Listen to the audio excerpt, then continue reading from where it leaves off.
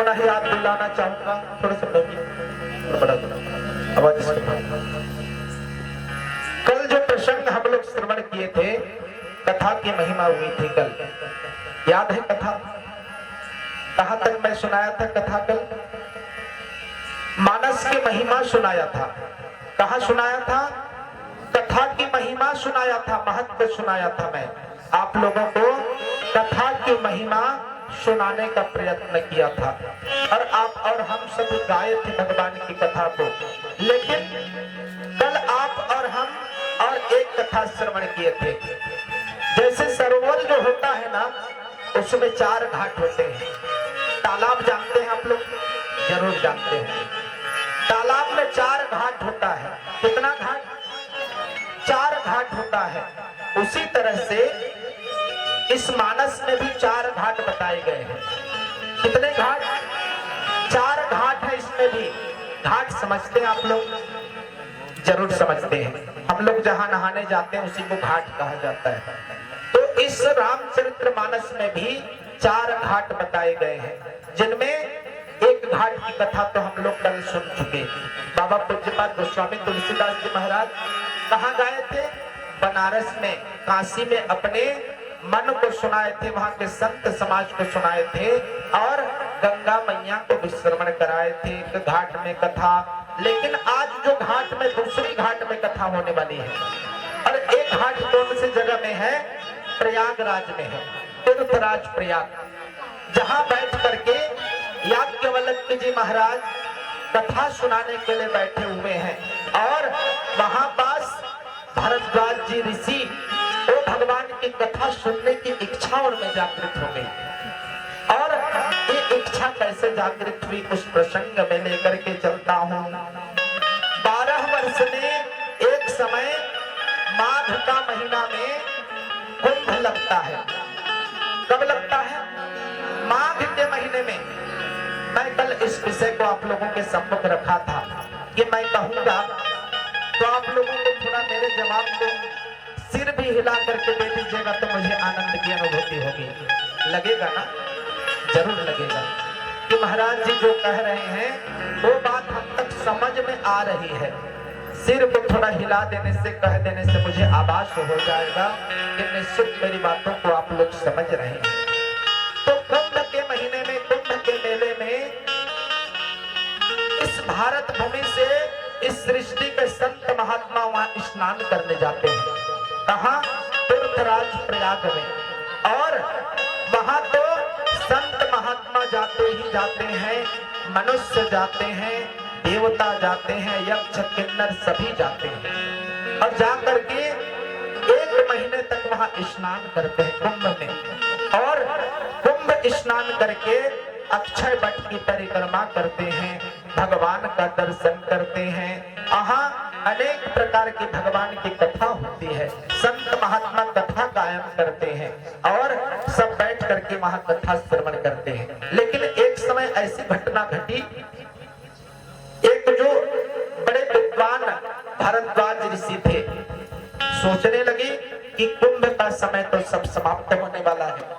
अब सब ऋषि महात्मा अपने अपने कुटिया को प्रस्थान करेंगे। कोई हिमालय में रहता है, कोई बनारस में रहता है। तो सभी संत महात्मा अपने अपने आश्रम को चले जाएंगे। उनमें सबसे विद्वान ऋषि कौन थे? याज्ञवल्क्य जी महाराज। भरद्वाज जी देख करके बोलने लगे कि हे महाराज, आप मुझे एक संशय मेरे मन में है, उस संशय का समाधान आप ही कर सकते हैं। यहीं से कथा की उत्पत्ति होती है। दूसरे घाट की कथा। भरद्वाज मुनि बसहि प्रयागा,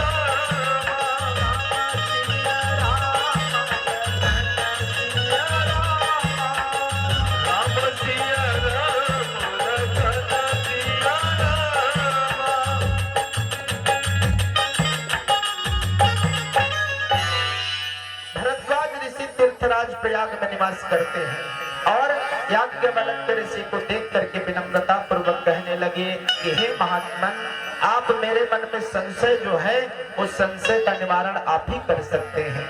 आपके अलावा मुझे किसी में ऐसा विश्वास प्रतीत नहीं होता है। हाथ जोड़ करके निवेदन करते हुए कहने लगे कि आप मेरे शरणागत हैं, आपके अलावा मेरे संशय का निवारण करने की क्षमता मुझे नजर नहीं आती है। आप निश्चित रूप से मेरे संशय का निवारण कर सकते हैं। आप तपस्वी हैं, भरद्वाज ऋषि बड़े तपस्वी हैं और वहां निवास करते हैं, संत महात्माओं को अपनी स्थान प्रदान करते हैं, भगवान की कथा श्रवण कराते हैं और उस वहां पास रह करके अपने जीवन को व्यतीत करते हैं, भगवान का आश्रय लेकर के। याज्ञवल्क्य जी ऋषि आए, देख करके बोलने लगे कि मेरे मन का संशय आप निश्चित रूप से समाप्त कर सकते हैं। उनके पास याज्ञवल्क्य ऋषि को देख करके प्रणाम निवेदन करते हुए बोले, जागबलिक मुनि परमा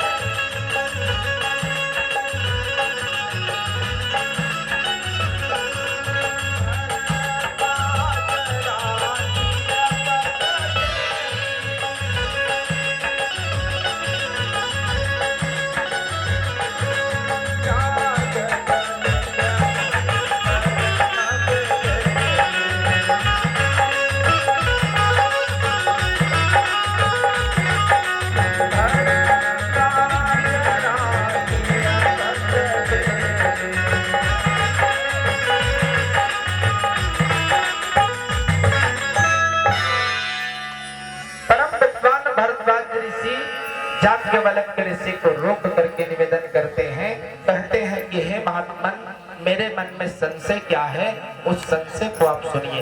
हाथ जोड़ करके कहते हैं कि आप मेरे मन का संशय को सुनिए। मैं आपसे पूछना चाहता हूं कि राम कौन है? एक राम को तो जानता हूं मैं कि वो दशरथ का पुत्र बने थे राम, और एक दूसरा राम को जानता हूं जो महादेव जी नित्य प्रति राम राम राम राम जपते रहते हैं। वो राम और दशरथ के पुत्र बन करके जो अयोध्या नगरी में आए थे, वो राम क्या अलग है? मैं जानना चाहता हूँ आपके मुखारबिंद से। और तीसरी बात, मैं जो राम राम जपता हूँ वो राम क्या अलग है? इसका विस्तार से मुझे कह करके सुनाइए। मेरे मन का संशय यही है। तब इस प्रकार के वाक्यों को सुन करके भरद्वाज जी ऋषि के मन के संकल्प और प्रश्न को सुन करके याज्ञवल्क्य कहते हैं कि देखिए महाराज, मैं तो जानता हूं कि आप बड़े विद्वान हैं और विद्वता आप में भरी पड़ी है, लेकिन आप भगवान का कथा सुनना चाहते हैं, मेरे मुख से आप कथा सुनने की लालसा रखते हैं, तो सुनिए। मैं आपको भगवान के जन्म की कथा तो बाद में सुनाऊंगा, लेकिन मैं भगवान के महादेव और सती का प्रसंग को सुनाता हूँ। कुछ समय अधिक हो चुका है, हम सबको कुछ कथा प्रसंग संक्षेप में लेना पड़ेगा, तभी हमारा शिव पार्वती का विवाह का प्रसंग को हम पूरा कर सकेंगे। बोल श्यावर रामचंद्र भगवान, उमापति महादेव की जय। महादेव और पार्वती सती की प्रसंग को भरद्वाज ऋषि के सम्मुख में याज्ञवल्क्य ऋषि कहते हैं कि देखो महाराज, मैं आप सबों को बताता हूँ, आपको सुनाता हूँ कि महादेव और सती का जो प्रसंग है, एक समय महादेव जी कैलाश पर्वत पर विराजमान थे। अब कथा कहाँ जाकर के पहुँचती है? तीर्थराज प्रयाग से वो लेकर के कथा को पहुंचाते हैं याज्ञवल्क्य ऋषि कैलाश पर्वत पर ले जाकर के कहते हैं कि देखिए महादेव जी वहां विराजमान है, और सती से कहते हैं महादेव कि हे सती, चलो, हमारे मन में भगवान राम की कथा सुनने की इच्छा जागृत हुई है। इस कथा को गंगा के रूप में प्रवाहित करने वाले भूत भावन महादेव जी हैं, जो कथा को इस धरा धाम में ला करके अवतरित प्रदान किए हैं। भगवान महादेव भी कैलाश पर्वत से उतर करके दंडकारण्य कथा सुनने जाते हैं। आप हम तो साधारण मनुष्य हैं, लेकिन भगवान महादेव भी कथा, राम की कथा को सुनने के लिए कैलाश पर्वत से उतर करके दंडकारण्य पंचवटी में जाते हैं, कुंभज ऋषि के आश्रम पर। और एक बार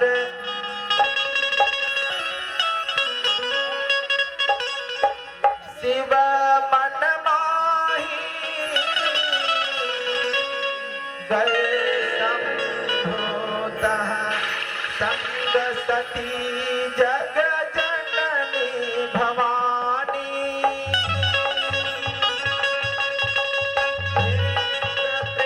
एक बार ताज कमाई, संभ गए तुम खजर सिपाही।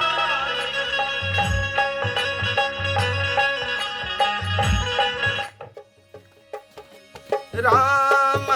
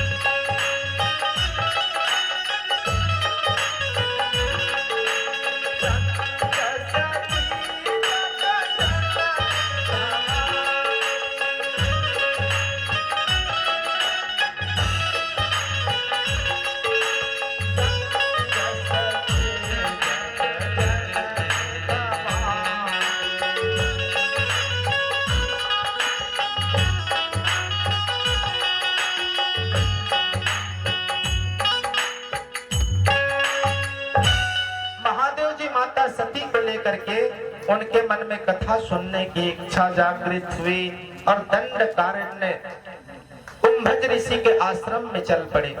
और जाकर के कुंभज ऋषि के पास जब पहुंचे, महादेव जी को तो कथा सुनना था भगवान का, और जब पहुंचे तो कथा सुनने वाले जो श्रोता होते हैं ना, वक्ता के पास बैठ करके बड़े आदर से कथा को श्रवण करते हैं। महादेव जी भी वैसा ही अपना नियम को पालन किए।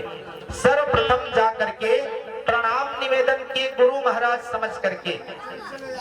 कुंभज ऋषि यानी अगस्त ऋषि के पास गए अपने कुटिया में, आश्रम में जा करके महादेव जी तो बड़ी विनम्रता पूर्वक प्रणाम निवेदन करते हैं। लेकिन जब महादेव जी हाथ जोड़ करके प्रणाम किए तो माता सती देख करके संशय में पड़ गई।